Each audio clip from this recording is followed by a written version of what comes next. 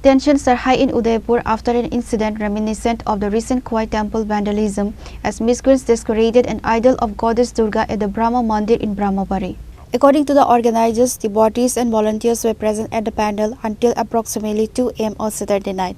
It is suspected that unidentified individuals or groups entered the premises after the area was vacated and proceeded to vandalize the idols of Goddess Durga.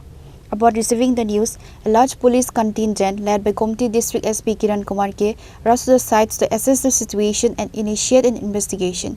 SP confirmed the vandalism and assured the community that the police are treating the case with urgency. अभी परिस्थिति sir इधर कुछ मूर्ति का कुछ parts रात में कोई तोड़ा ऐसा बोल रहे हैं। हम लोग भी देख रहे हैं क्या है इसके पीछे। इधर आसपास सीसीटीवी या कुछ है तो हम लोग देख रहे हैं। अभी इन्वेस्टिगेशन चल रहा है। तो मूर्ति तो तोड़ दिया, तो अभी के इसके बारे में इंक्वायरी होगा पूरा?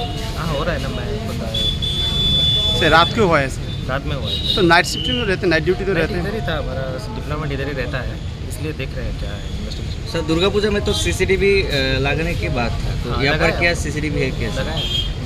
इसलिए हम लोग अभी सीसीटीवी एग्जामिनेशन करेंगे। Reported by Rajiv from Udaipur, Chini, Khorang.